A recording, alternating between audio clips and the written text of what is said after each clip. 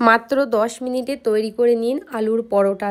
কোনো রকম মাখামাখি বা বেলাবেলির ঝামেলা ছাড়াই মাত্র কিছু সময়ের মধ্যে একদমই নরম তুলতুলে আপনারা তৈরি করে ফেলতে পারবেন আলুর পরোটা। আলুর পরোটা তো আপনারা স্টাফিং সহ অনেক খেয়েছেন। এবার এইভাবে আপনারা শীতের সন্ধ্যাতে বা সকালে ব্রেকফাস্টে তৈরি করে দেখুন, খুবই বেশি মজার হয়। চলুন তাহলে আর বেশি দেরি না করে ভিডিওটা দেখিয়ে দিই। এখানে দেখুন নিয়ে নিয়েছি আমি আলু সিদ্ধ। এখানে 3টে আলু সিদ্ধ করেছি। 3টে আলু দিয়ে কিন্তু আপনারা 20 থেকে 25টা পরোটা তৈরি করে ফেলতে পারবেন। এই আলুগুলো কিন্তু মিডিয়াম সাইজের আলুগুলো, খুব বেশি কিন্তু বড় সাইজের নয়। আলুগুলোকে এরকম গ্রেটারের সাহায্যে আমি সুন্দর করে প্রথমে গ্রেট করে নেব।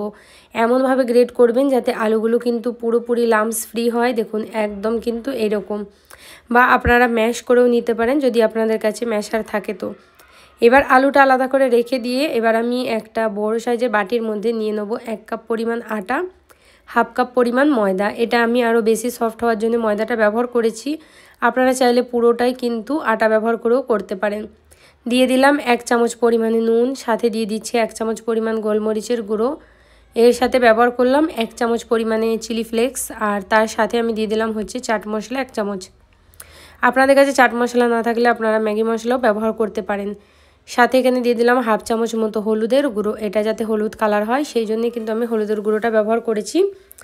আর হলুদের গুঁড়ো কিন্তু শরীরের পক্ষে খুবই ভালো, তাই আমি হলুদের গুঁড়ো দিয়েছি। আপনারা না চাইলে স্কিপও করতে পারেন, কোনো রকম অসুবিধা নেই।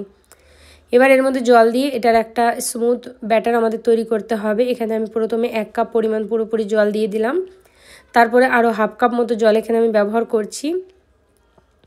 মেজারমেন্টটা এই জন্য বললাম, যারা প্রথমবার তৈরি করবেন যাতে তাদের একদমই পারফেক্ট হয় পরোটাটা, সেই জন্যই আমি মেজারিংটা দেখাচ্ছি। আরও হাফ কাপ মতো জল নিয়েছি। দেখুন তার মধ্যে থেকে কিন্তু অর্ধেকটা আমি দিলাম, আর অর্ধেকটা কিন্তু এখন আমি ব্যবহার করিনি। এটাকে সুন্দর করে একটু হালকা হালকা করে ফেটিয়ে নেবো, যেহেতু বাটিটা মনে হচ্ছে একটু আমার ছোটো পড়ে যাচ্ছে।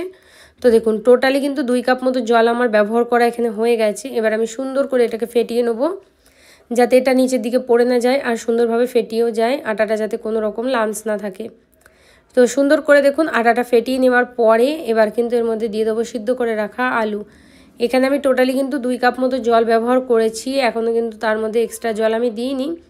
এই সময় যদি এখানে জল লাগে আবার এক্সট্রা, তাহলে কিন্তু আমি এক্সট্রা জলটা ব্যবহার করব। তো এখানে আমি আলু সিদ্ধটা দিয়ে খুব ভালোভাবে এটাকে আমি সুন্দর করে মিক্স করলাম। মিক্স করার পর কিন্তু এটা খুব বেশি গাঢ় লাগছিল, তাই এখানে আমি আরও 4 ভাগের 1 ভাগ জল ব্যবহার করলাম। যেই বাটি মেপে কিন্তু আমি আটাটা নিয়েছি সেই বাটিতেই জলটা মেজারিং করছি। টোটালি কিন্তু 2.5 কাপ জল লেগেছিল এই ব্যাটারটা তৈরি করার জন্যে। আর 3টে মিডিয়াম সাইজের কিন্তু এখানে আমি আলু ব্যবহার করেছি। আর দেখুন এবারে ব্যাটারটা আমি সুন্দর করে তৈরি করলাম। সাইড দিয়ে কিন্তু পড়ে যাচ্ছিলো, তাই আমি সাইডটা একটু চেঁচে হালকা করে এর মধ্যেই দিয়ে দিলাম। তো এখানে আমি এবার দিয়ে দেবো লাস্টে ধনিয়া পাতা কুচি। একদম ফ্রেশ ধনিয়া পাতা দিলে এটা খেতে খুবই মজার হয়। এর সাথে কিন্তু এখানে আমি দিয়ে দেবো হচ্ছে গরম মশলা গুঁড়ো। এই হোমমেড গরম মশলা এটা আমার তৈরি করা।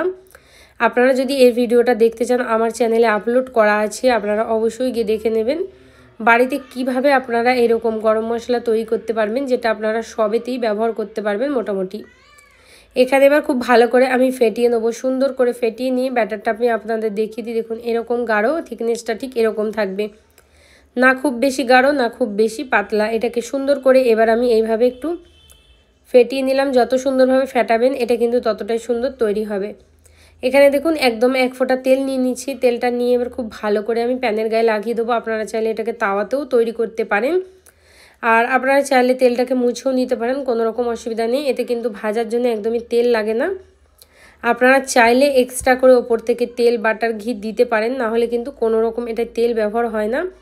এমনি এমনি এটা কিন্তু খুব সুন্দর তৈরি হয়ে যায়। দেখুন 1 হাতা ব্যাটার নিয়ে সুন্দরভাবে ছড়িয়ে দিলাম আর অপেক্ষা করলাম যতক্ষণ একদিকটা সুন্দর করে শুকিয়ে না যাচ্ছে ততক্ষণ এটাকে উল্টাবো না। একদিকটা শুকিয়ে গেলে এটাকে এইভাবে আমি উল্টিয়ে দেবো, আর উল্টিয়ে দেওয়ার পরে এখানে অল্প করে হাফ চামচ মতো ঘি দেবো। যেহেতু বাচ্চারা ঘি দিলে বেশি আরও পছন্দ করে, আপনাদের যদি পছন্দ না হয় আপনারা ঘিটা স্কিপ করতে পারেন, বা আপনারা বাটার পছন্দ হলে দিতে পারেন, বা তেল আপনারাও দিতে পারেন রিফাইন, বা আপনারা যদি কোনো কিছুই না দিতে চান তাহলে শুকনো পরোটাটাও তৈরি করলে খুবই মজার হয়। কোনো রকম এক্সট্রা তরকারি লাগে না এটার সাথে খেতে, শুধুমাত্র রাতে গরম গরম তৈরি করলেই আপনারা 10 মিনিটের মধ্যে কিন্তু অনেকগুলো পরোটা তৈরি করতে পারেন। আর এটাকে কিন্তু মিডিয়াম ফ্লেম করে সুন্দর করে ভাজতে হবে।